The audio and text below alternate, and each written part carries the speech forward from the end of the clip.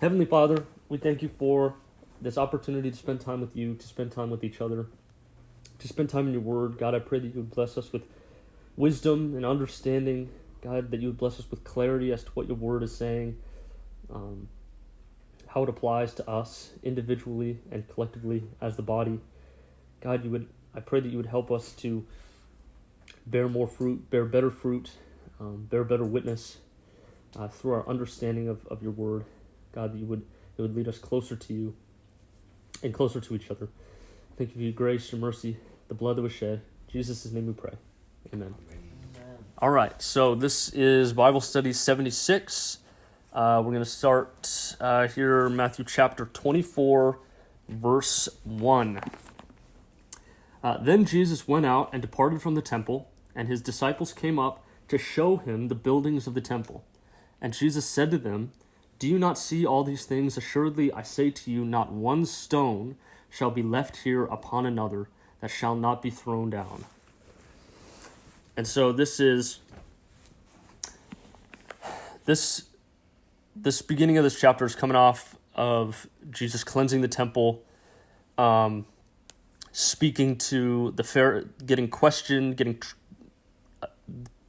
attempted traps from the Pharisees and the Sadducees, and then he speaks to the people, warns them about the religious leaders. He cries over the coming destruction of Jerusalem, and then this is where he is departing from, right? He's departing, and the word that's being used for departed is with the idea that he is leaving and not coming back. And so the disciples come to him and tell him to look out upon the temple, right? And so this temple is the rebuilt temple after the destruction of Solomon's temple, and Herod took it upon himself personally to make this temple as gorgeous as possible, right? So this temple was huge. It was 500 yards long, 500 meters long by 400 meters wide. The rebuilding of the temple began in about 1920 BC. So this is about 50 years before when these events are taking place.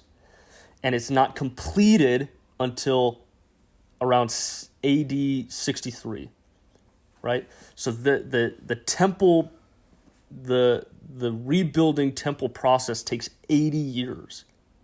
It gets finished in 63 AD and is destroyed 7 years later. Whoa. In 70 AD.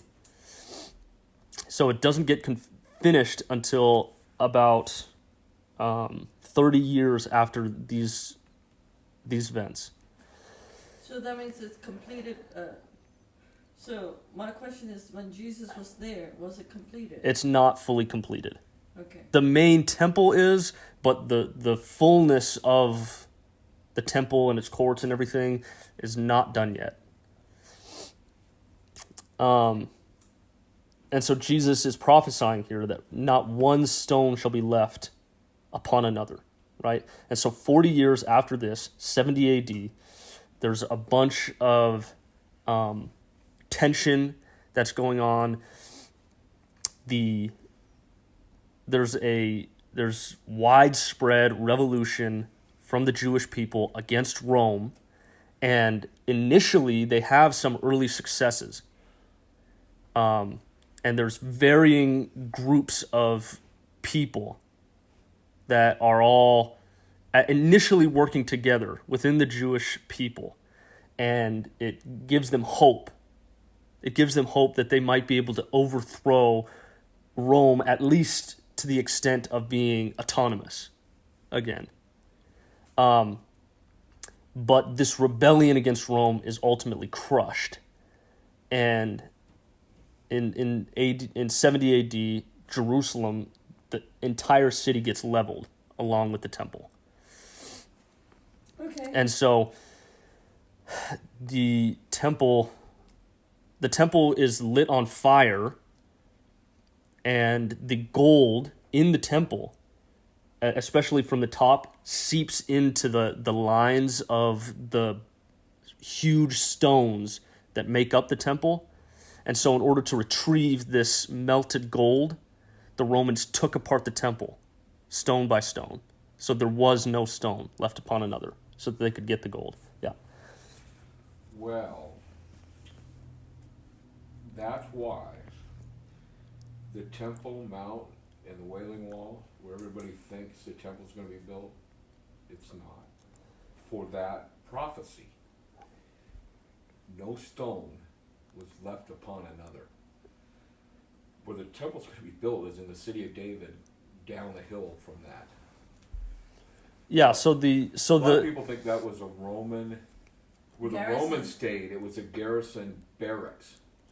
yeah, And so that's what's left of it. the destruction of the temple, it's There couldn't be an entire wall left. yeah, the foundation of the actual temple itself, because of its complete and total destruction, is still relatively unknown.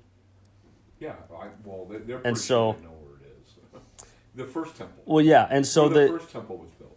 yeah, this temple, the foundation of it was so taken David apart that Davis. it's difficult to tell where it actually was, and so that is a testament to the fullness of this prophecy, that it was, the destruction was so full, so I didn't know complete, that. That's interesting. that the foundation is completely gone. There's just no idea where the actual foundation is. There's some guesses, but it's just at best speculation because of how much destruction there was.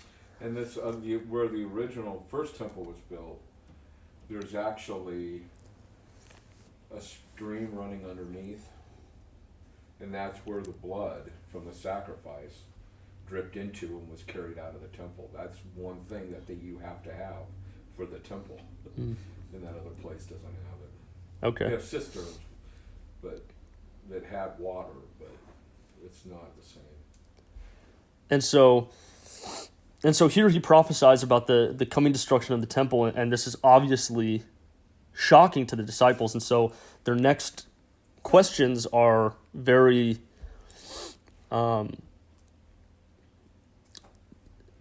understandable, very reasonable. And so they say, "Now as he sat down on the Mount of Olives, the disciples came to him privately, saying, 'Tell us when will these things be, and what will be the sign of your coming and of the end of the age?'" Right? And so they're not, in their minds, these are the same questions, right? Jerusalem is going to get destroyed, the temple is going to get destroyed, and Jesus is going to come back in their mind.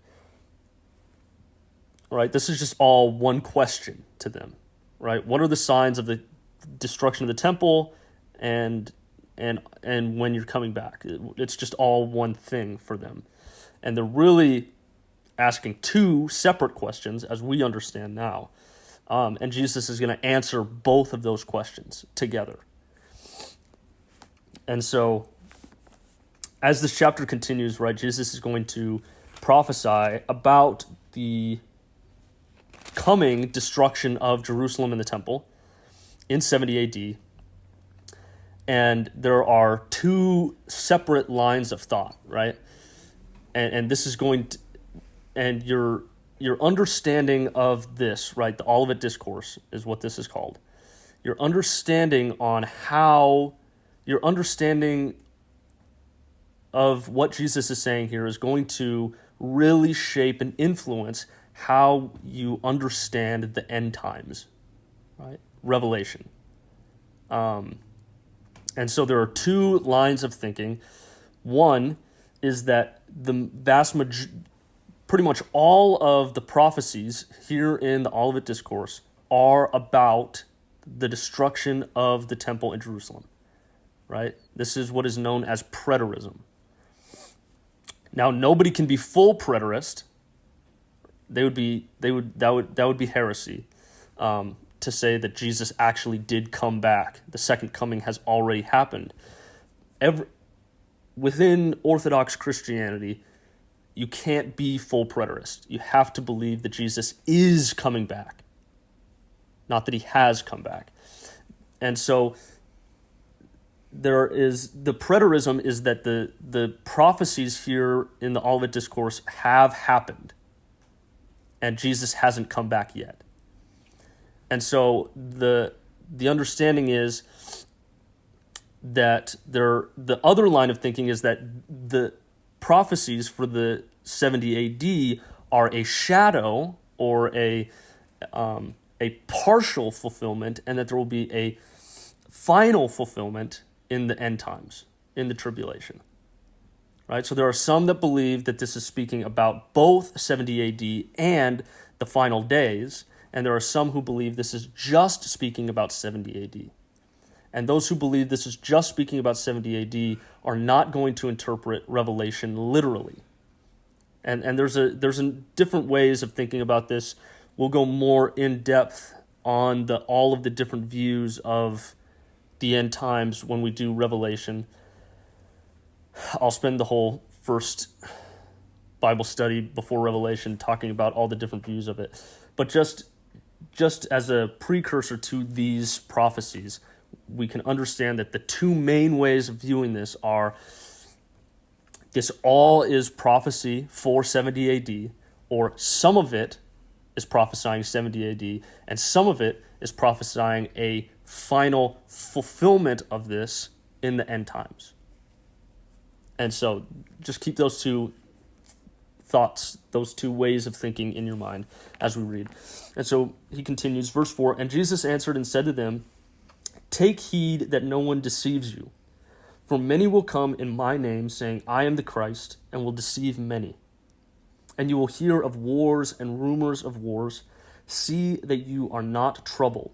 For all these things must come to pass, but the end is not yet. For nation will rise against nation, and kingdom against kingdom, and there will be famines and pestilences and earthquakes in various places. All these are the beginning of sorrows.'" This is also translated as the birth pangs, the labor pains. And so here, right, Jesus is saying that there's going to be many who come in his name trying to deceive the people, the Christians. And that people who are anxious for Christ's return would be led astray by people coming and leading them astray in the name of Christ. Right? This has not just people coming and claiming to be Christ, but claiming that they know when Christ is returning. Right? And we've seen this throughout history a number of times. There have been people who have made predictions about the year, the date of Christ's return, and they have led a number of large groups of people astray because of it, especially because of the disappointment, right? They make a prediction, Jesus is coming back, everybody gets geared up, and then Jesus doesn't come back. And then they fall away from the faith because it was built upon the expectation that Jesus was coming back soon, and not faith in the person and work of Christ. And then he mentions, right, a number of things. Wars, rumors of wars, nation against nation, kingdom against kingdom, famine, pestilence, earthquakes. And so here he's saying that bad things are going to happen, right? And bad things are going to happen, and these bad things are not specific signs that the end is here, right?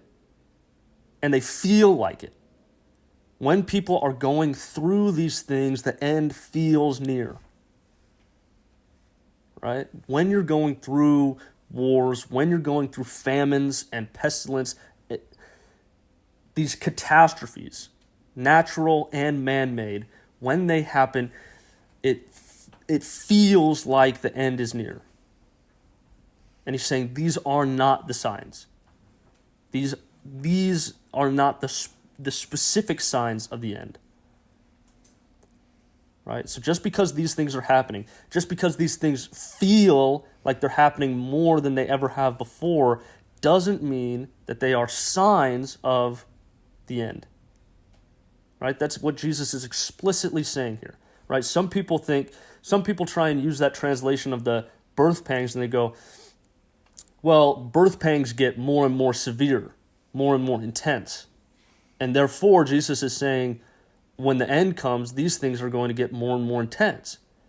And that is missing the point of what Jesus is saying. Right? Jesus is almost explicitly trying to tell us, don't look at these things as a sign of my coming. That's what he's explicitly saying. And people really like to ignore that. People really like to ignore what he's saying here. He's just saying these are going to happen. And they're not the sign that Christ is coming again. It's not the sign of the second coming. Right? He continues, verse 9. Then they will deliver you up to tribulation and kill you, and you will be hated by all nations for my name's sake. And then many will be offended, will betray one another, and will hate one another. Then many false prophets will rise up and deceive many. And because lawlessness will abound, the love of many will grow cold. But he who endures to the end shall be saved. And this gospel of the kingdom will be preached in all the world as a witness to all the nations, and then the end will come. Right? And so this is for the people who believe that he is speaking both about 70 AD and a final tribulation, a final end of times. This makes perfectly clear sense. Right? This is speaking about both 70 AD, but then the fullness of this is that there's going to be a tribulation. The Christians are going to get persecuted. They're going to get killed. False prophets will arise, deceive many people. But in spite of all of that, the gospel will be preached in all the world. Mm-hmm. Right? And then, right, when the gospel's preached to all the world, the end will come. The end comes when the gospel's preached to the whole world. Now, those who believe he's just speaking about 70 AD take this more as a hyperbole, right? So he's obviously these things took place in 70 AD, right? The Christians were heavily persecuted by Rome. His disciples were killed. There were a number of people who came and either came and said that they were Christ or came and said that they were the Messiah after Jesus, including one person who took a large number of people and they committed mass suicide, jumping off of a cliff. And so false prophets and tribulation and killings of Christians, again, Jesus is saying these are not the specific signs of the second coming, right? These things will happen, but the time is not yet. Right. And so this happened in 70 AD, and it's difficult for the people who believe he's just speaking about 70 AD when they read the gospel will be preached in all the world. And so the explanation for that is that he's just talking about the known world, right? The gospel will be preached, as we see with Paul in Acts. The gospel goes out to pretty much most of the known world. Most of the known, accessible world at the time, the gospel gets preached to, right? Not really the Americas, but Africa, Asia, Europe, pretty much most of Rome is getting the gospel by the time of 70 AD. And so they're just saying that the gospel is going to get preached in a spectacular fashion. The gospel will be spread, and when that happens, the end is going to come. And so that's what Jesus is. That's what they would say Jesus is. He's being hyperbolic here. Not that the gospel will actually be preached to the whole world. And so then he continues, verse 15. Therefore, when you see the abomination of desolation spoken of by Daniel the prophet standing in the holy place, whoever reads, let him understand. Then those who are in Judea flee to the mountains. Let him who is on the housetop not go down to take anything out of his house. And let him who is in the field not go back to get his clothes. But woe to those who are pregnant and to those who are nursing babies in those days. And pray that your flight may not be in winter or on the Sabbath. For then there will be great tribulation, such as has not been since the beginning of the world until this time. No, nor ever shall be. And unless those days were shortened, no flesh would be saved. But for the elect's sake, those days will be shortened. Right? And so, this Oh, I'm sorry, go ahead. Go ahead. So, abomination, make it desolate. That's when the Antichrist is in the temple.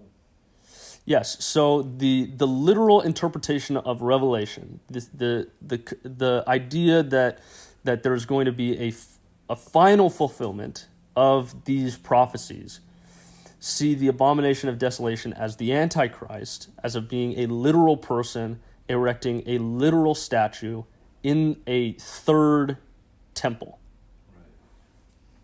Right? And so Sacrifice too. and yes, and so the abomination of desolation is basically a desecration of the temple. Right? There will be an idolatrous image in the holy place. And this is what Jesus is saying is the sign. This is the sign. The abomination. That happen, you better run. Yes. And so up until this point, all of these things that Jesus is saying, right? There are all these things that are going to happen. In Jerusalem, because he's coming back. There are all these things that are going to happen, but the time is not yet. But when this happens, when the abomination of desolation happens, the end is near. Right? Now, people who are saying that this is just 70 AD don't believe that there's going to be a final abomination of desolation. They believe that happened in 70 AD, right? When the Romans came and destroyed the temple, they brought their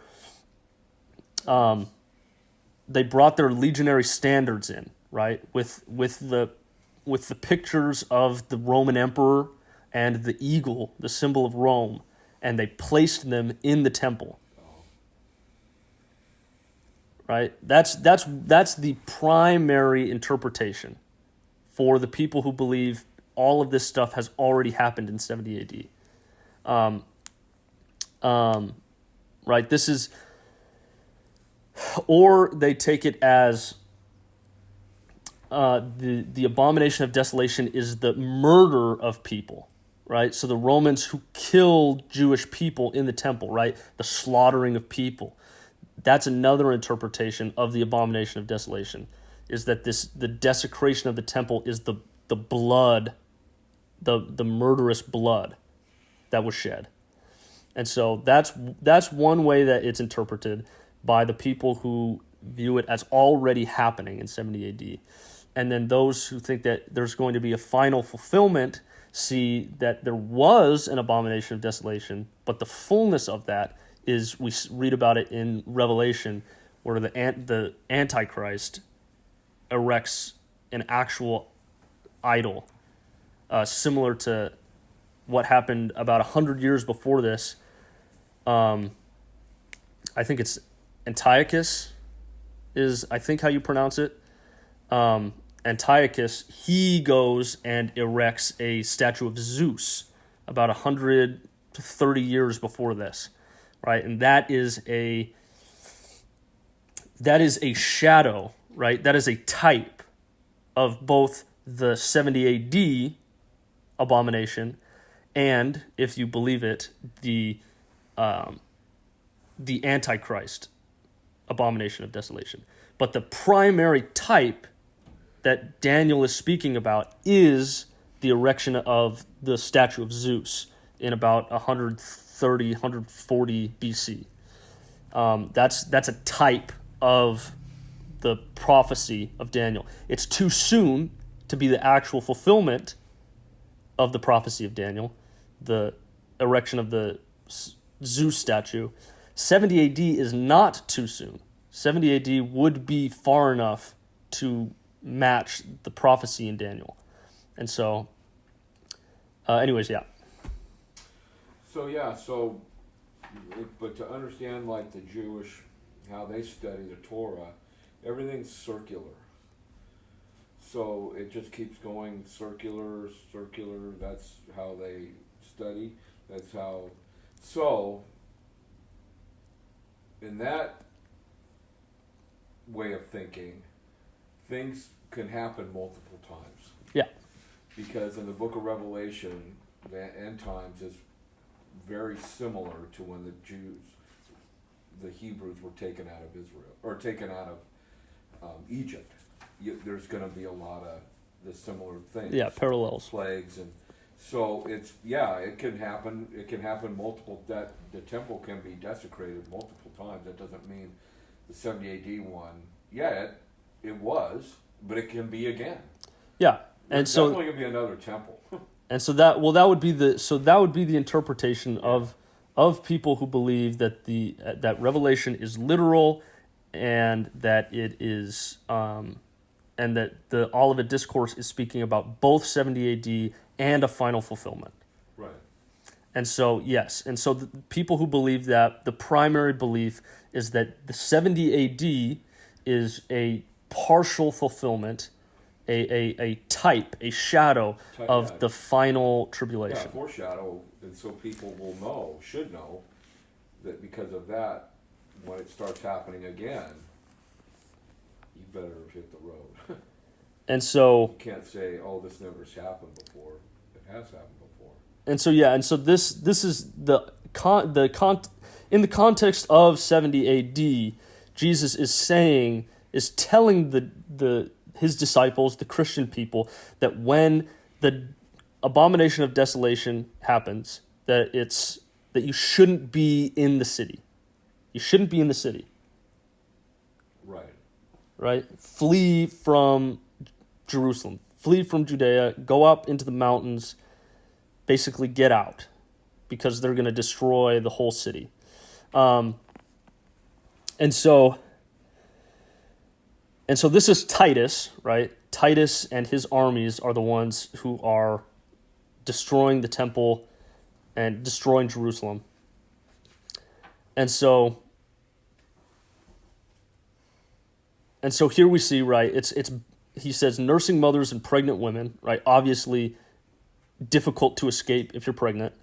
And then he says, pray that it's not in winter, because during winter the roads, due to mud and the weather and the temperature, were very difficult. It was very difficult to get out into the mountains. Right. And then on the Sabbath, the gates were closed. Oh, right. Which meant that there would be very little provision. Right. Right? There was very little buying and selling. Because, and so he's saying pray that you don't leave on the Sabbath, because it's going to be difficult to get what you need for the journey if no one's selling anything. Right.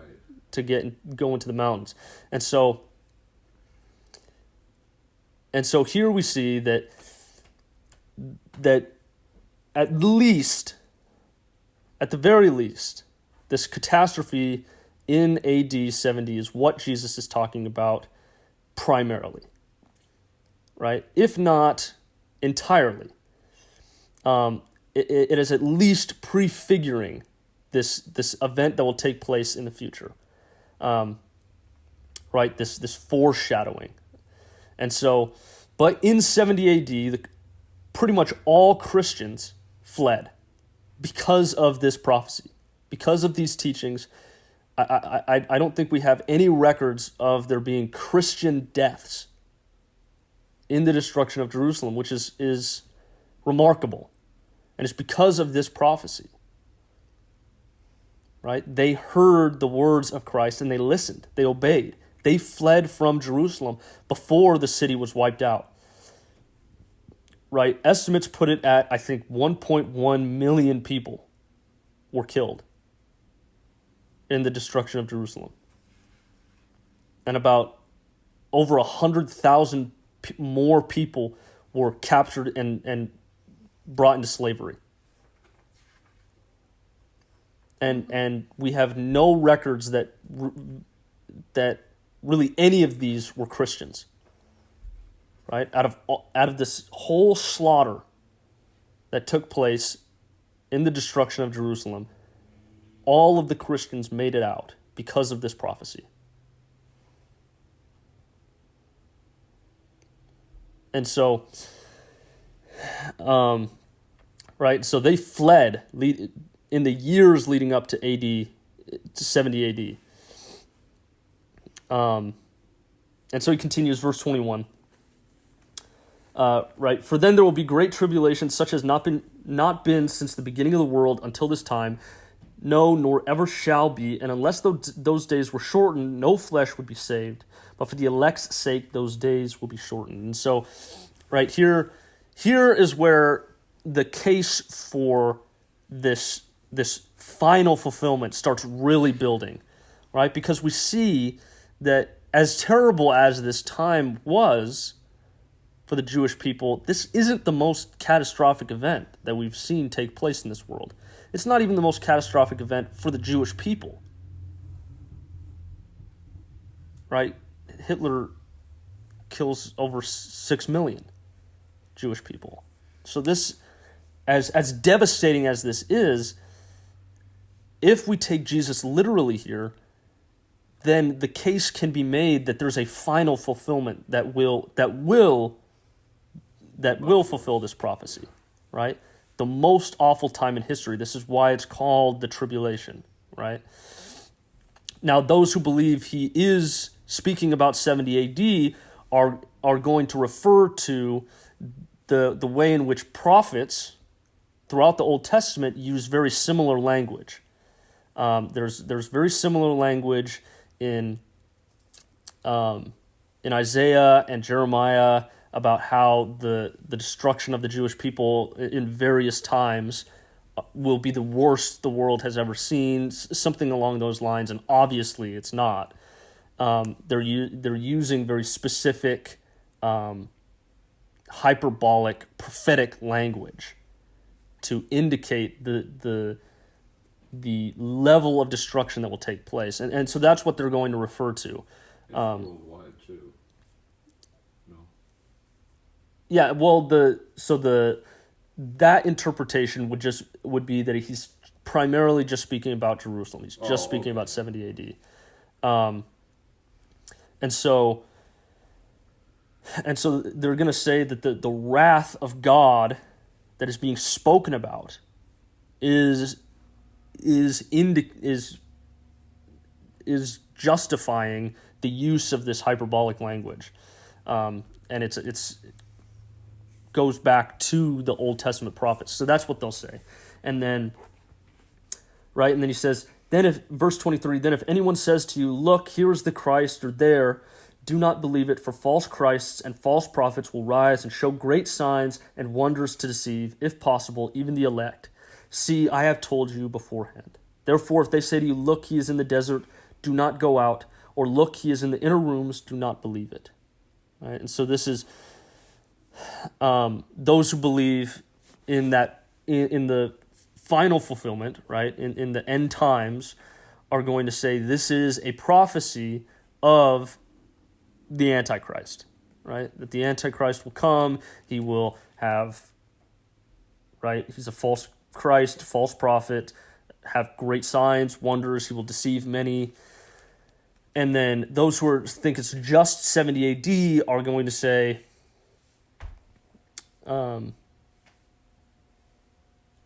right, that this did happen, right? There were people who claimed to be the Christ, who claimed to be prophets, who tried leading people out into the deserts, as we talked about. There were some who tried leading them into the temple, right? And so this is, right, because we understand that there were a significant number of Jewish people who fled to the temple when Jerusalem was being destroyed. As we talked about, pretty much virtually all Christians fled the city because of this prophecy. But Jewish people who were not Christians, a great many of them fled to the temple because they thought that it was the safest place to be, that it was the easiest place to fortify, that it was the hardest place to take down. And this is what Jesus is referring to when he says, look, he is in the inner rooms, is this idea of being led astray. Being led astray to the temple and being there when the temple was destroyed. Because they were all of the Jewish people that were in the temple at that time were killed. And so Jesus continues, verse 27, for as the lightning comes from the east and flashes to the west, so also will the coming of the Son of Man be. For wherever the carcass is, there the eagles will be gathered together. Right? And this is the indication that Christ's coming will be sudden, it will be universally known, it will be very visible, and to some, terrifying. That's the image that we see here, right? With the lightning. That it will be sudden, but it will be known. You don't need to guess whether this person who's claimed to be Christ is Jesus. You don't need to guess whether this person is a false Christ or not. The second coming will be known. And it will be known by all. It will be unmistakable. Right? And people, even the people who believe that all of these other prophecies have already been fulfilled in the destruction of the temple in 70 AD, understand that this has not been fulfilled. This second coming, will happen in the future. It is a future event. Now, the events that lead up to that second coming, that's where we get into a debate, right? That's the interpretation of Revelation. There's different lines of thinking about that suddenness, et cetera, et cetera. We'll get into it when we speak about when we get to Revelation, but it's the universal Christian understanding is that the coming of Christ, the second coming, will be known to all. It will be unmistakable. There's no need to guess, and it will be sudden, right? That's the picture that we get with the lightning, is that it will be all of a sudden, but it will be unmistakable. It will be seen by all. And so he continues, right? There the eagles will be. There the eagles will be gathered together, right? Wherever the carcass is, there the eagles will be gathered together. And other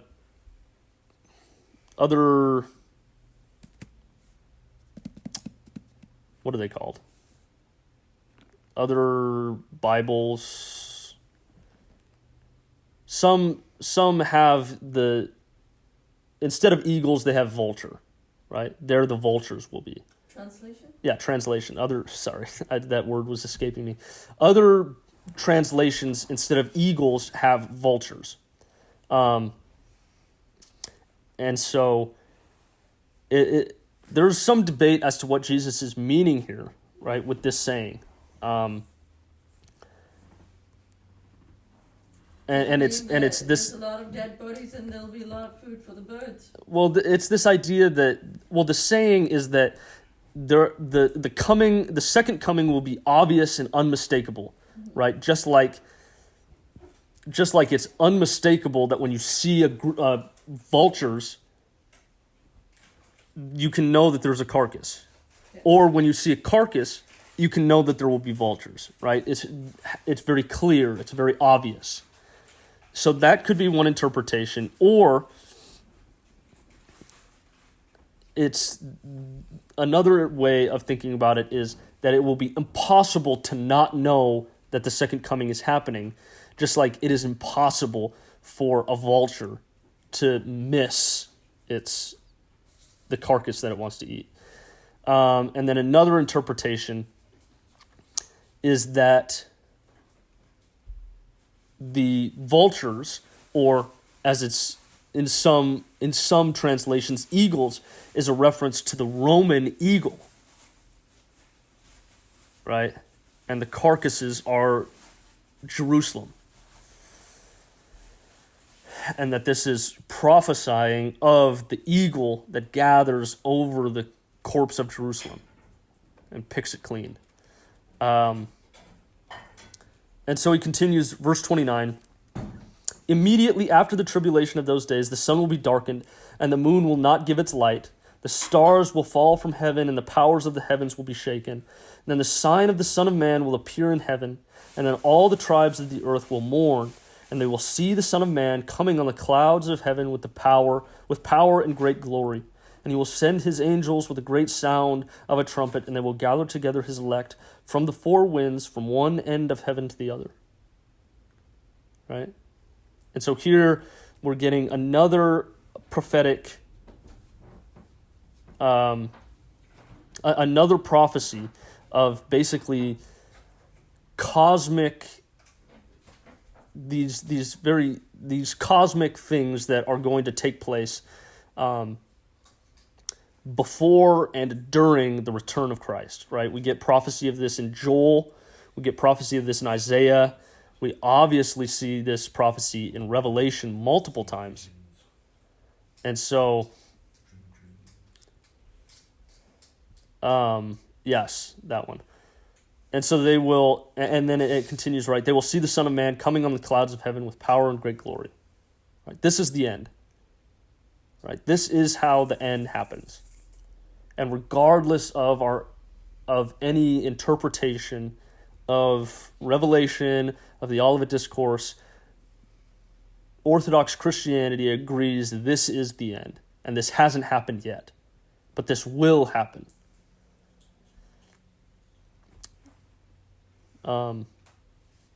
This will happen.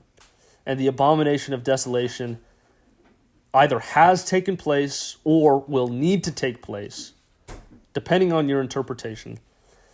Either the abomination of desolation has happened, and the Son of Man can come now, right? The sign has occurred, or the abomination of desolation hasn't happened, and it needs to happen before Christ returns. Yeah, remember, it has to happen in the middle of the 7 years.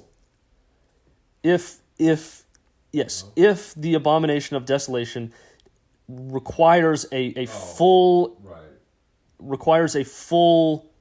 fulfillment, then it needs to occur. Then the sign of the coming of the Son of Man hasn't happened yet, and will need to happen still before Christ can come. If and there's a couple of different ways of thinking about it that interpret the abomination of desolation as already occurring. And in that case, Christ can come now.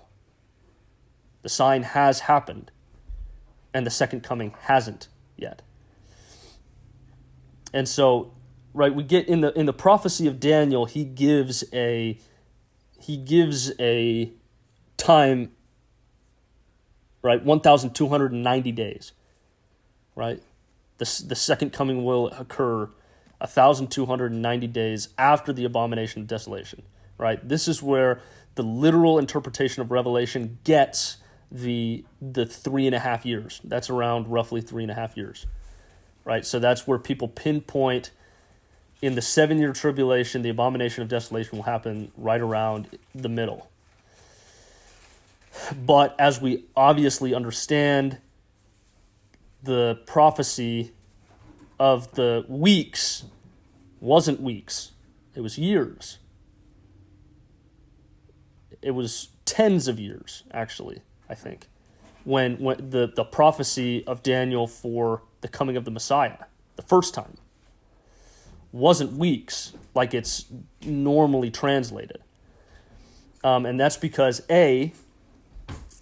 the words that are used for our concept of days and weeks and months and years and tens of years are all a little murky. And so we get the best translation, but our word for weeks might be our word for weeks and years might be very similar to the same word used for both in the language that's being translated from. And so the calendar change.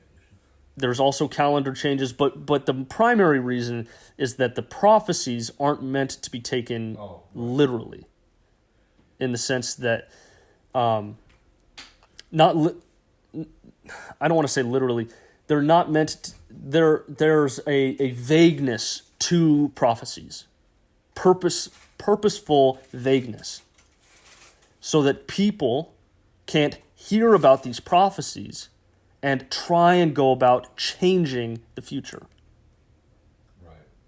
Right? And so there's an obscurity in time, the language of time in prophecies. There's an obscurity there. And it doesn't make it false just because the word days is used instead of tens of years, right? We have to understand that the number is very specific, right? So the number that Daniel gives for the coming of the Messiah, right, the incarnation, is right, but the time period that he uses is obscure, right? It can be understood, it can be known, but it's meant to dissuade people from trying to prevent the occurrence of this prophecy. But more than that, it's just this. There's the prophetic timetables are very like when we read about in Revelation, when we read about Daniel's visions or Ezekiel's visions or prophecies and stuff. Like there's a certain there's almost like a genre, right? Mm-hmm. There is a genre of text, right? Apocalyptic. Yeah. And that genre of text uses the time language interchangeably on purpose, right? Because the within the apocalyptic genre, there is supposed to be a sense of timelessness. Right, and that doesn't make the prophecies not true. It just means that there's a mystery involved within prophecy, and it's purposeful. Right, that's the way that the language is used. That's the genre. Right, think about it in a modern day context. That like if we think about novels, a mystery novel or a fantasy novel or a horror novel. They're genres that are going to utilize words and language and feeling, and they have different. They're trying to elicit different feelings, different atmospheres, and we can understand that the same way with prophecy as well. That the way in which most prophecies are written, the genre of text is apocalyptic. And this apocalyptic genre of text has a sense of timelessness, of mystery, of there's a shadow, a vagueness, right? And that's the atmosphere that is being elicited in the language of apocalyptic texts, right? When you read Daniel and when you read Revelation, you get a very similar feeling. And it's meant that way. It's purposeful, but that's why we get this timelessness, right? So when Daniel gives a prophecy of 1,290 days, right? A lot of people see that as that's literally 1,290 days, right? It'll be 3.5 years after the abomination of desolation, but they don't do that for the week's prophecy for the incarnation. Right, and so it gets a little murky. It's difficult. It could be 3.5 years. Right, it could be literal, but it very well may not be. And there's a reason for that, and Jesus is going to get into that as well. Right, this idea that if we can pinpoint the coming of the second coming to the day, then why would Jesus say that no one knows the coming? No one knows the day or the hour. There's that Jesus is coming like a thief in the night. There seems to be a tension here, where Jesus is saying there are going to be signs where you can know when I'm coming, but also you're not going to know when I'm going to come. Exactly. And there's a tension here. There's a tension, and that tension is explained differently in different interpretations of the end times. His lamb. Huh? His lambs will know. His lambs hear his voice. His Jesus does say that, but that's in context of him being the Messiah, him being God, but more than that, he's going to describe here that even the Son doesn't know the day or the hour. And that's the tension that's going to be brought. That's the tension of the end times. Oh, I agree. Is the sense that Christ gives us that we can know when he's coming, and we can't know when he's coming, and which is it? And that's explained differently in different ways, and we'll get into it a little bit. And so, but here he says, right, that he's going to come like a lightning from the east to west. Again, and then wherever the carcass is, there the eagles will be gathered. Like we just talked about, that's could be a reference to the Roman eagle over the corpse of Jerusalem, and we get a sense that we have an understanding that they marched from east to west, right? And that's the from the east to the west, the lightning bolt, right? And so that's like a symbol of destruction. That's one way that some people have interpreted, but the primary interpretation is that it will be very visible. It will be very well known. And so there will be cosmic disturbances, and then the Son of Man will come on the clouds of heaven with power and great glory. Everybody agrees that is what will happen. That is the second coming. The events that lead up to it, we don't know. We can debate all we want, but that will happen. This will happen. Everybody agrees on that. Verse 32, now learn this parable from the fig tree. When its branch has already become tender and puts forth leaves, you know that summer is near. So you also, when you see all these things, know that it is near at the doors. Assuredly, I say to you, this generation will by no means pass away till all these things take place. Heaven and earth will pass away, but my words will by no means pass away. Right? And so this fig tree is a symbol of a pattern. Right? When the fig tree has its leaves, you know the summer is near. Because the fig tree doesn't have leaves until that time when the summer is near. Right? When you see leaves, summer. Right? That's the image that he's trying to give us. And so he's saying, and just as that fig tree, so you can understand this prophecy. When you see these signs, as they are foretold, you can know that what he's saying will come to pass. Right? That the coming is soon. His return is imminent. Now, some people interpret this as Jesus saying, when these signs happen, you can know that the destruction of Jerusalem that he just prophesied in the beginning of the chapter, that is coming. That is coming soon. And some people just say, right, that these things happened in 70 AD and now the coming of Christ can happen at any moment.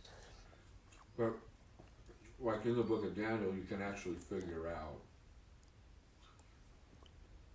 I think it's the birth of Jesus. Yeah, the incarnation, yeah. The So week, it's pretty literal. the weeks, well, but it's weeks. So the Weeks. prophecy, he uses weeks, and it's actually like tens of years. I think it's the 49 weeks, Oh, that's right. and it ends up being 490 years, Right. I think, is what it ends up being. I might be off on that actual number. Right. I know that, it's the weeks prophecy, and so it's not actually weeks, Right. but he uses 1,290 days, and people just use that literally as 1,290 days. It is 3.5 years that he's speaking about, and it very well might be, and it might not be. It's difficult to say, and so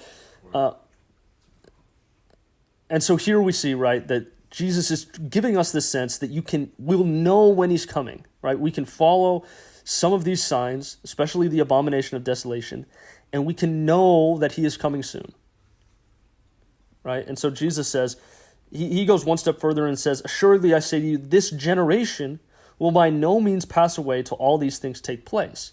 Now this one is very easy for the people who say all of this happened in 70 AD. It did happen in one generation. This one's a little bit more difficult for people who think that there's going to be a final fulfillment.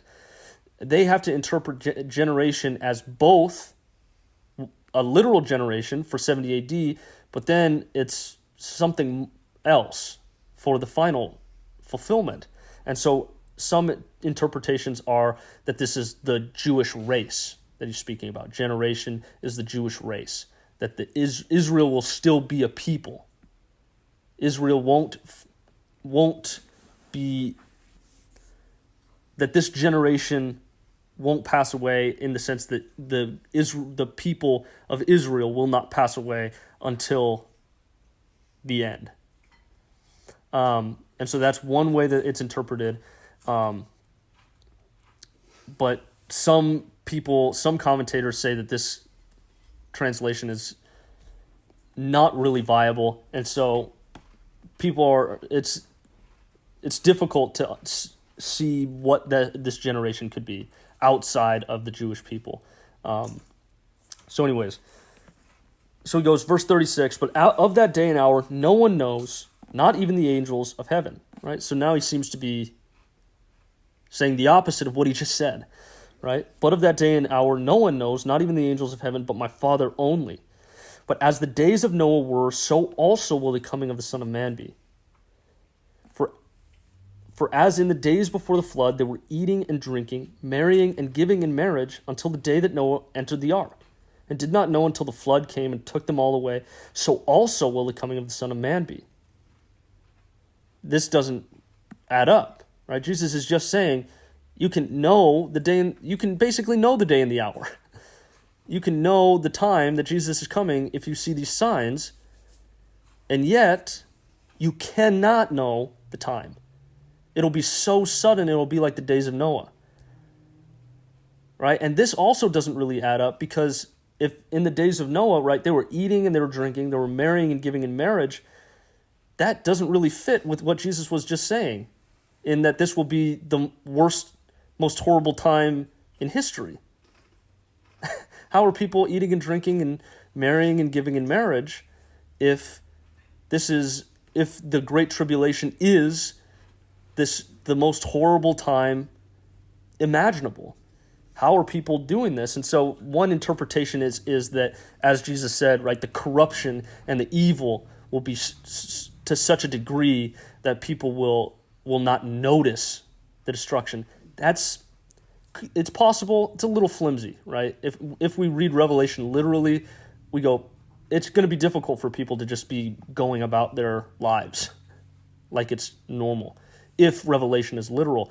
And so this is a difficulty, right? This is a difficulty in saying, okay, so we're going to be able to know, if we follow the signs, roughly when he's going to be coming. But now Jesus is saying, you can't know. You can't know the day and the hour. No one knows. Not even himself. Not even the Son. Only the Father knows. Right? And this is not a claim to... This is not Jesus denying his own divinity. This is not Jesus denying that he is not omniscient. This is the Son submitting, right? Veiling his own omniscience so that only the Father knows. Right? This is submission. And not a lack of ability. The Son could know, the Son chooses not to know, so that only the Father knows. And so the basic thing that we should take away here is that if the Son claims not to know, we should be very careful in thinking that we know. Remember we watched that movie, the documentary of the wedding, Jewish wedding, that even at the wedding thinking about that. the son They doesn't come at know. night. Yeah, so there is The son a even doesn't know, and then there all is of a sudden there is an interpretation that Revelation is a picture of a Galilean wedding, right? Where the son allows the father to choose the very specific time to wake up the groom to go and Get the bride. get the bride, usually in the middle of the night. And so even the son, only the father knows the exact time. The son knows roughly the time, but only the father knows. Right. And that's out of respect, out of submission, out of honor for the father, that the father only knows the time. And the father would wake up the son, he would go and get the bride, and everybody had to be ready. Right? But again, this is feeding into this idea that Jesus is giving us. Even that picture of a Galilean wedding gives us this understanding that no one knows. Right. You can't know the time. But a very literal interpretation of Revelation seems to be giving us an exact time, right? If it's 1,290 days after the abomination of desolation, we know the time. We know the day, and basically, we know the hour.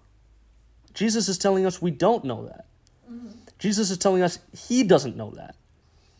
And so this is the dilemma, right? This is the tension.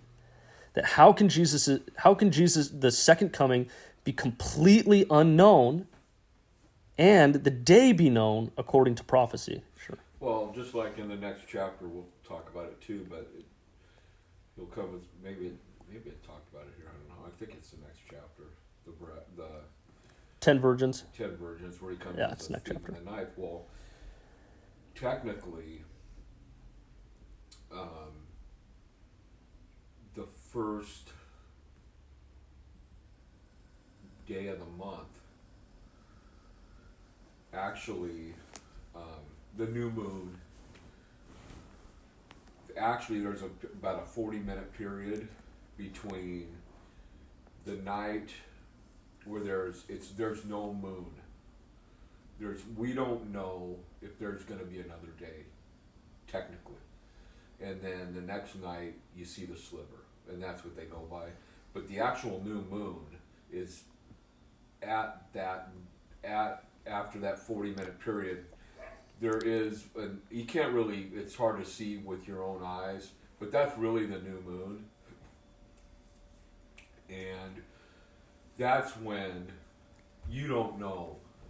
I mean, you don't know where there's going to be that's just like this period of time where it would be like a thief in the night. No one would know. You see what I'm saying? Sort of. I think that's what that. I mean, so the understanding, and we're going to get I've heard that before. he continues, right? Then 2 men will be in the field, one will be taken and the other left. 2 women will be grinding at the mill, one will be taken and the other left. Watch therefore, for you do not know what hour your Lord is coming. But know this, that if the master of the house had known what hour the thief would come, he would have watched and not allowed his house to be broken into. Therefore you also be ready, for the Son of Man is coming at an hour you do not expect. Right? And so here we get what some people believe is a picture of what's known as the rapture. Right? Where one person is taken and another is left. Right? This is also spoken of in the primary verse for a rapture is in 1 Thessalonians, where Paul speaks about a getting caught up, right? That the saints will be caught up with Christ in the air, and that word is rapture. Well, right? They will be raptured. It says he goes up to the third heaven. Who? Or is this? Oh, is that different? Paul. He's caught up to the third heaven. Well, but in 1 Thessalonians, he's speaking about the end, and he's saying that the believers will be caught up with Christ, and that's where people get the primary verse people use for an understanding of the rapture.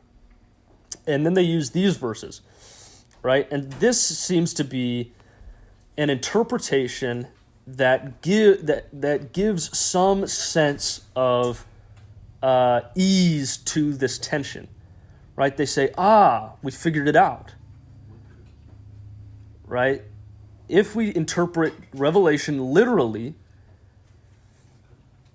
we can know, right? We can know in some sense the second coming, because we can follow, right, the prophecies given to us in Revelation and the signs that Christ gives us, and we can know in some sense when the second coming is. It'll be at the end of the tribulation. But the rapture is the thing that we don't know. Right? So this would be one interpretation that people have where they go, this allows us to have both. This allows us to know, this allows us to interpret all of this literally and have a knowledge of when Christ is coming and still keep that sense of mystery. The mystery isn't the full second coming, right? In their eyes, it would be a third coming, but that's not really a mystery. But the thief in the night stuff. Yeah, so there's a bunch of. We'll get into all of that with Revelation, but essentially this idea is the rapture is the thing that Jesus is being very mysterious about. The rapture is the thing that Jesus is saying nobody knows the day or the hour, right? When the groom comes for his bride, the church. When Jesus comes back for the church, that's the mysterious thing. That's the lightning.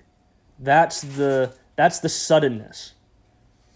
And that works for a lot of people. That assuages the tension.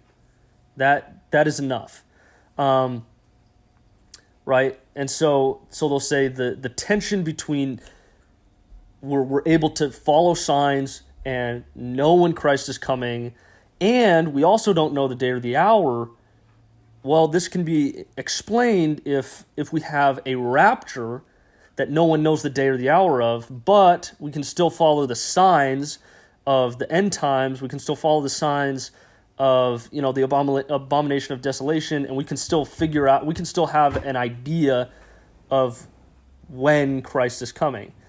Now, how all of that fits in, is going to make a difference in your eschatology, in how you understand the end times, right? So some people can't fit how Christ is talking about 70 AD, saying, right, Christians are going to be persecuted. They say, Jesus is saying Christians are going to be persecuted. Right? So how can Christians be persecuted if they're going to get raptured before the tribulation? Right? So then there's going to be people who believe the rapture happens in the middle of the tribulation. So the first 3.5 years, Christians will be persecuted, but then the rapture that no one knows the day or the hour, but again, it gets real murky then again. And even then, it's like, even within the literal, this is known as the premillennial view, this very literal interpretation of Revelation. Even if we believe that the rapture is going to happen before the 7-year tribulation, right? Because if you believe that the rapture happens in the middle or the end, you're not really getting rid of that tension between not knowing, like the suddenness of it, the not knowing the day or the hour. The before the tribulation fits that a little bit better, right? But still not, because we're getting this understanding that the world is getting progressively worse. It's getting so bad that you can almost pinpoint the day and the hour, right? If the world is so bad that it can't come back, right, then you're being able to guess, right? You might not know the day or the hour, but Jesus isn't being exactly literal. He's not saying you don't know the day or the hour. He's giving more a general sense you can't guess. You're not going to be able to guess. Because the imagery he gives is of a thief in the night, right? If the It's a complete absent knowledge. The person who owns the house has no way of knowing a thief is even coming. If he knew a thief was coming, he'd just stay up all night. The thief wouldn't be able to come because the person would just be staying up all night, all day, if he had any sense that someone was coming to rob him, he just wouldn't sleep. Yeah, he'll have his house protected. He would have his house protected. Right? So the picture that Jesus is giving here is that you're not even going to know. But in a very premillennial view, you're going to kind of be able to know. Right? If things are getting worse and worse and worse, then it's not really coming like a thief in the night. Right? And so there still is that tension. And so, and I'll get into it more, but there is a view, right? It's called the amillennial view. And this view says most of these prophecies that took place on the Olivet Discourse took place in 70 AD. But things are not going to get worse and worse and worse, and there's going to be a final tribulation. Right? The 1,000-year reign that's spoken of is this age that we live in. The 1,000-year reign is the church age, where evil and Satan are somewhat bound, and the church, as we've seen over the last 2,000 years, has been able to grow almost unhindered. I mean, obviously it's had hindrances, but it's grown exponentially. And unlike the post-millennial view, right? The post-millennial view also disagrees. They say there's not going to be a literal revelation. There's not going to be a literal 7-year tribulation. But the post-millennial view goes, Christ is victorious. Christ won. And now, right, we, as the church, who the gates of Hades will not prevail against, as Christ said, we will be victorious. And we, as his church, will build a kingdom fit for its king. Right? So the postmillennial view says things aren't going to get worse and worse and worse. Things are going to get better and better and better. And then we're going to have a 1,000-year reign of Christ on his throne in heaven and the whole world as his kingdom, a Christianized kingdom. Right? That's the postmillennial view.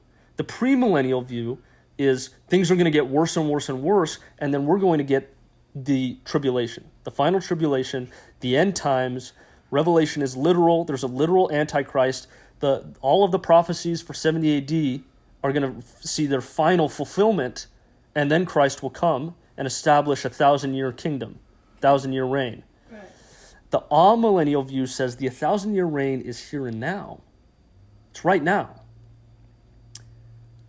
And because the abomination of desolation has occurred, because these prophecies have been fulfilled, Christ can come at any moment. And this view seems to have, and it has its tensions as well, right? It has all of the problems of trying to explain how 70 AD fulfills all of these prophecies. And it can be difficult at times. Postmillennialism has that same problem, those same problems as well. Premillennials don't, right? They say if something doesn't fit within 70 AD, well, that's because that prophecy that it's going to be the worst thing the world has ever seen, if that doesn't fit with 70 AD, that's fine, because it's going to happen in the end times. But the amillennial view has this view that you're not going to be able to predict when Christ comes. Things are not going to get worse and worse and worse, and then Christ comes after a tribulation. Right. But things are not, also, on the flip side, things are not going to get better and better and better until the whole world is Christianized. Because again, you can predict when Christ is coming. And so the amillennial view says everything that's needed to happen for Christ to come back has happened. And now Christ can come back at any moment. Right? And the urgency that is present in the amillennial view really seems to fit the urgency Christ is talking about here. Okay. That seems to be missing a little bit in the premillennial view and the postmillennial view. The sense of urgency, the sense of complete lack of knowledge of when Christ's coming is absent if your interpretation, not absent entirely, but there's a sense that it's missing if you can really start predicting, hey, things are getting worse and worse and worse and worse, and these prophecies are happening, and things are setting up for a one world government or a leader, an antichrist. But it's like, but then you're sort of kind of, it's not a thief in the night anymore. It's not a flash of lightning across the sky. And in the amillennial view, it is. Right? Every breath you take, right? Somebody put it beautifully. Every morning that they wake up and see the clouds, they look up and say, "Are those the clouds?" And that's missing in the premillennial view and the postmillennial view. But it is there in the amillennial view to wake up in the morning and say, "Those might be the clouds." and so there's a beauty in that. There's a beauty in all three views, right? There's a beauty in the suddenness, of amillennial. There's a beauty in the victory of the church and Christ in the postmillennial view, and there's a beauty in the hope of the premillennial view. That when things get bad, when things get tough, when things are really bad for Christians, to look at that premillennial view and go, it can't be as bad as this. And even if it is, right, even if this is the end times, Christ comes back. Right. Or the rapture will happen, right? There's that hope. There's a hope there in the premillennial view, and that's beautiful. And there's beauty in all three views. But in terms of this suddenness that Jesus is talking about, the amillennial view has a very a very strong pull in that way. And if I could summarize really quickly those three views, right? The premillennial view is centered on a final fulfillment of the literal prophecies in Revelation and this Olivet Discourse, right? That's what the premillennial view is primarily centered on, is that we get this indication both in Revelation and in Jesus' prophecies here that things are going to be really bad before he comes back. The amillennial view is very centered on the idea of coming like a thief in the night, like a flash of lightning across the sky. To really be prepared, to really be like the 10 virgins, you can't know. You have to be prepared because it could be right now. Like 5 seconds from now, the sky splits open and Christ comes down on the clouds. You have to be prepared in the amillennial view. You have to have your oil. And in the postmillennial view, it's very centered on Christ as king, right? In the sense that if the literal interpretation of Revelation is true, it almost seems like the church lost, right? If the world gets so bad that the Antichrist comes and there's all of this stuff it paints this picture of the church lost and Christ has to come back to fix what the church couldn't do, right? And that's what the postmillennial view is centered on, is no, the church doesn't lose. God doesn't lose. Christ doesn't lose, right? It's not, and so that's why they would reject that literal. And so those are the three things. Those are the three primary views. There's differences in those three. We'll get into some of those distinctions later. But those three views, those are what they're centered on. And so he continues, right? Talks about Noah and the flood and how they were just carrying about life as normal. And again, that gives that sort of sense of that amillennial view, that the world is just carrying on. The world is just doing what it's doing, and then Christ could come back any moment and it's over, right? That's it. Christ comes back in the clouds. Everybody sees it. New heavens and new earth. Judgment. It's judgment day. And that's kind of how it was in the flood, right? Everybody mocked Noah, and Noah built the ark, and he got in it, and everyone died. The floods just came, right? There was no, oh, wow, the skies are grayer than normal over the last couple months.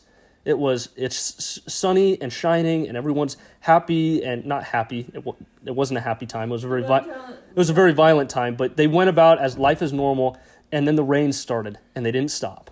Okay. And that's that sense that we're getting there. Right. And so the command here, regardless of your view of Revelation, regardless of your view, is this command here from Jesus. Therefore, you also be ready, for the Son of Man is coming at an hour you do not expect. Be ready. That's the command. And so he says, verse 45, who then is a faithful and wise servant, whom his master made ruler over his household, to give them food in due season? Blessed is that servant whom his master, when he comes, will find so doing. Assuredly I say to you that he will make him ruler over all his goods. But if that evil servant says in his heart, my master is delaying his coming, and begins to beat his fellow servants, and to eat and drink with the drunkards, the master of that servant will come on a day when he is not looking for him, and at an hour that he is not aware of, and will cut him in two and appoint him his portion with the hypocrites. There shall be weeping and gnashing of teeth. All right, so Jesus is giving us this command, be diligent, be a faithful steward and servant while the Lord is gone. We ask, why didn't Christ come back at 70 AD? Why has Christ waited all this time? And he gives the answer. Right? This isn't a problem. Jesus gives us the answer. Right? In the form of a parable, and it's perfect. Right? Because when the master is away, it reveals the content of the character, of the heart of his servant. The servant who is obedient while the master is away is the one who loves his master. Right? If the master tarries, if the master delays his coming, those who don't really love the master will be disobedient. Right? They will reveal their allegiance. They don't love they don't respect the master. They don't obey they don't want the master. They want to be their own master. Right? And it's revealed when he doesn't do what the master has told him to do. He fights and abuses his fellow servants. He takes on the pleasures of the world. And so here we get this understanding that the master delays, the master tarries, so that he can see whose are his and who are not. Yeah. Right? And this is not just, this is for us now, but it's especially true for his disciples. If he came at 70 AD, or before then, the disciples had no time. Right? The disciples had no time. But when he delays, and he delays especially for them, right, that they might live. They lived their whole lives, their whole ministries, and Christ did not return. They lived through their own end times, the 70 AD, the Jerusalem. They lived through that end time. Right? And Christ did not return. And yet they obeyed unto death. And we see in that picture of the apostles, the disciples, why Jesus tarries now for us. Right? How we respond when he's not here tells him who we are. And so again, if we put so much emphasis on the return of Christ, right? If our whole relationship with Christ, our whole relationship with the church, our whole relationship is centered on and around when Christ returns, we've missed it. We've missed the point. We've missed what Jesus is saying explicitly in these verses, right here at the end of chapter 24. Jesus wants us to obey regardless of when he's coming back. Right? Jesus wants us to act as though his coming is imminent. Not in the coming years, not in the coming decades, not, I can see things getting worse, but in Jesus could come back now. And so I'm going to act as if he is. Right? Regardless of if he doesn't. Right? Because there's so many people who do that. Who act like Jesus is coming back today or tomorrow or in 5 years, and then Jesus doesn't. and their faith and trust in him wanes. Their love for him grows cold, as Jesus described, right? That the love of many would grow cold. And again, that's just to say that those who are really his, those who really love him, and not just love him because they think he's coming back soon, and know that they ought to love him, right? Their love will be demonstrated.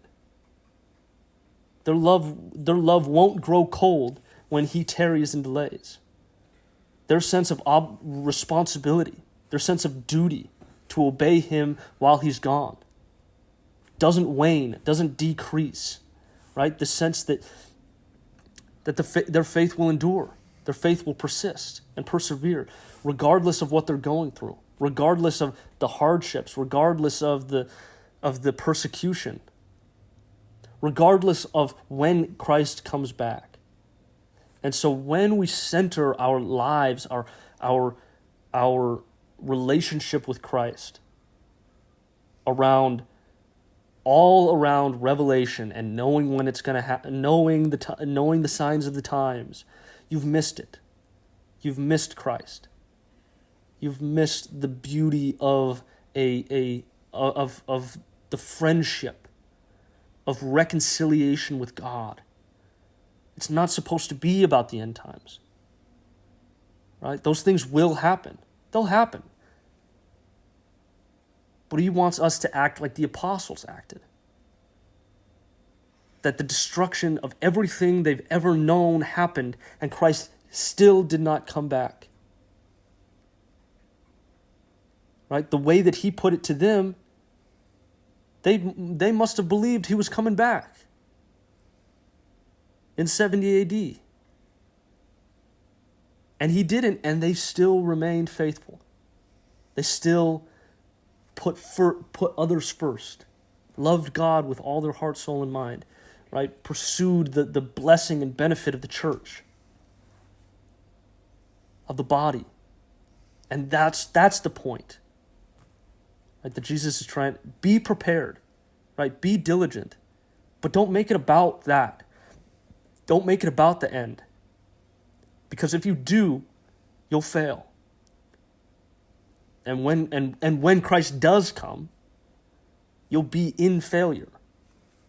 Right? Your love will be cold. You will have disregarded the things Christ wants you to regard. Right? When we make it all about revelation, when we make it all about the end times, when we make it all about prophecy, we miss the important stuff. As Jesus was just talking about with the Pharisees in the last chapter. Right? We miss love. We miss compassion and kindness, mercy. Right? We miss the central parts of the law when all we care about is the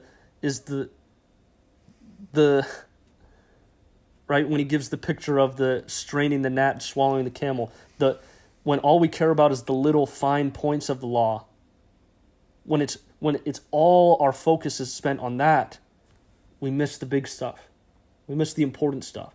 And so this fine, the fine and small thing, like the correct interpretation of the signs of the times, if that's all we focus on, if that's our primary focus, we're inevitably going to lose the heart. Right? The heart of the gospel, faith, grace, love, joy. Right? We're going to miss fellowship with the body. And so, right, we should listen to the words of Christ. Right? We should listen to the example. We should see the example of the disciples, the apostles. And that's how we should live our lives. Right? We should hear the words of Christ, and we should believe them, right? It's not bad to want to know what he means when he says these things. He said them for a reason. He said them for our benefit. Right? But to make it everything is wrong. Right? Especially if we're trying to predict, right? What's the point of that? What's the point of trying to know the day and the hour? What's the point? It's going to happen, regardless of if you know or not. right? Your knowledge of the event means nothing. Your readiness, your preparedness does. Not physically, not mentally, not in terms of knowledge, spiritually. You need to be spiritually ready. And if all you're worried about, all you're focused on is having the right knowledge on the day and the hour of the second coming, you're gonna know the right things and not be prepared to take part in them. And how devastating would that be? Right? Like the Pharisees, right? They knew the law. They knew everything that it said and and had no part in the Messiah that was prophesied. Rejected him, killed him. And it's the same thing, right? What good is it to know all of the prophecies and all of the time if you don't love? If you don't obey, if you have no relationship with Christ, if you have no relationship with the body, with the church, if you have no joy and no kindness, no compassion, if there's grace and mercy missing in your life and your walk, what's the point of knowing? Right? What's the point of knowing when Christ comes if you won't be there with him? And so that's the point that Jesus is trying to make here, right? Be prepared, right? Believe the gospel and believe in the gospel, believe in Christ and live a life with Christ here and now. And when he comes, that will be the most joyous day, and it won't matter whether you know, right? Like a gift. It doesn't matter whether you know a gift is coming or not. If the gift is good enough, you'll be the happiest person alive, right? You'll know joy unspeakable. You don't need to know that a gift is coming, right? And it's the same thing with Christ. You don't need to know the day or the hour. You just need to know Christ. And if you know him now, you'll know him then. And you'll know him in glory. Yeah, didn't Paul say to live is Christ? To live is Christ, to die is gain. Yeah. Right? Even if Christ doesn't, even if Christ doesn't come back tomorrow or 5 years from now or 100 years from now or with some of the post-millennial views, if Christ tarries for 10,000 years so that this world would become Christian, I live for 80, maybe, and then I get to be with Christ forever. Yeah, that's why that. What does it matter? Paul's saying it's really good to live as Christ, to die as gain. Yeah, and so it's important. It's important to know what Jesus is saying here. It's important, yes. Our mentality, our viewpoint must be correct. It is not. If there is going to be a end times, a literal 7-year tribulation, it's important to know that. It's important to flee to the mountains, as Christ says, right? Flee, right? Be prepared. It's okay to be prepared. It's not okay to make it central. Yes. To make it everything. To make it so distinguishing that you don't have time for the law of love, right? You don't have the right. You've missed it then. You've missed Christ. You've missed the Messiah. You've missed the point. You've missed the gospel. Right? And there's a danger there. There's a danger in missing the gospel if you put too much of an emphasis on revelation. You may have missed the beauty of by grace through faith. Yeah. If all you're worried about is when is it happening, right? I just want to be right. I just want to know. I just want to be in the in group, the in crowd.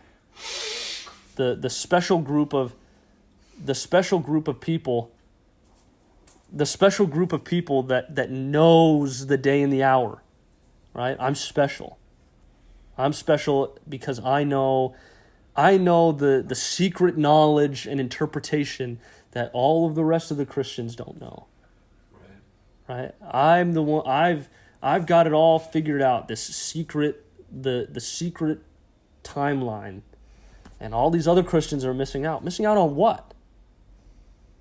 Missing out on one specific piece of knowledge? Like what are the Christians missing out on? What are the other Christians who don't hold that same view? What are they missing? If the whole point of the gospel is reconciliation with God, is Right. love and grace and truth and mercy, friendship with God, indwelling of the Holy Spirit, right? God lives in us. Amen. If that's the gospel, right? Amen. That we are born again. Old man dies and a new creature is formed. New creature is born. That's the gospel, not Jesus is coming back. Yeah, Jesus will come back. But you're not missing out if you don't know that day and the hour. Yeah. There's whether nothing you're he missing comes out back on. within our lifetime or the next, we must make sure. There's nothing you're missing out on if you have Christ. Yes. If you have Christ now, you don't miss out if you don't know exactly when he's coming. Right. I have him now, and I'll have him more. I should be having him more each day. And when he comes, We'll go when on I see him again, I'll know him in full. full, yes. And that's the goal, right? Yes. And it doesn't matter whether I'm alive when it happens or if I die first to see it happen. Right? That's the hope is present regardless. Christ rose. Right? The tomb was empty. Amen. Right? Christ lives, and I'll see him again. And if I see him again on the coming of the clouds, great. And if I see him after I die, it's the same thing. It's the same. It's the same. And I don't need to, it doesn't need to be known to me. Right? There's nothing missing. There's nothing missing in a Christian's walk not knowing the day and the hour. That's Jesus is trying to get us to understand. Mm-hmm. Right? It was important for the Christians to know. In 70 AD, it was important for them to know. And if there is a literal end times, it's important for us to have that in the back of our minds. You know, if things really are getting worse and worse and worse, let's have some idea of what this might mean. But again, we don't make it everything. Right? The Christians who were living through that time, it was still the gospel. It was still God lives in us. It was still going and healing the sick and preaching the gospel. Taking care of the church. Taking care of the body. It wasn't let's sit on our hands and wait for Jesus to come on the clouds and rescue us. That's not what the church did then. It's not what the church should do now. It's not what the apostles did then. It's not what we as individuals should do now. Right? And so, that's all I have. Chapter 24. You guys have anything? Oh, thank you. All right, finish this with a prayer. Heavenly Father, I thank you for this Bible study. Thank you for your wisdom, your clarity, your understanding. God, I pray that you would help us to read these scriptures, these prophecies. Help us to see what you meant, what you were trying to tell us, how it applies to our lives, how it applies to the times that we live in, how it applies to our relationship to the second coming, the urgency that we should feel. Given your prophecies, given your commands, God, help us to comprehend what it means to be prepared, to be ready. Help us to understand and to appreciate the urgency in being ready and being prepared. To not have our love grow cold, to not have our honor and our respect of you grow cold in your absence. God, help us to see the picture, the example that your disciples set for us, and to try and live that way as much as possible as well. Help us to give us clarity, give us understanding, give us a wisdom as to how these pieces fit together. Sometimes they seem to contradict, and it can be difficult for us to explain certain things. And I just pray that you would help us to put those pieces together, to help us to be, regardless of where we land, regardless of what we end up believing about it, help us to be confident in it. to appreciate the beauty in whichever view that we hold, to appreciate the beauty that each one has, the hope that each one presents. And the fullness of that hope is that you are coming back. You are coming back, and you are coming back soon. Soon is relative, but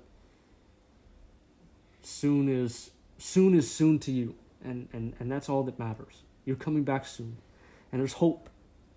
There's hope in that. There's glory in that. There's, as we give you thanks. We give you thanks for these prophecies. We give you thanks for these scriptures. We give you thanks for this hope. We give you thanks for the coming glory. We give you thanks for the reconciliation that has been opened up by you for us. We give you thanks that we'll see you, that we will see you again. And I thank you for your grace, your mercy. Thank you for the blood that was shed. In Jesus' name we pray. Amen. Amen. All right, we'll do chapter 25 next. Love you all. God bless.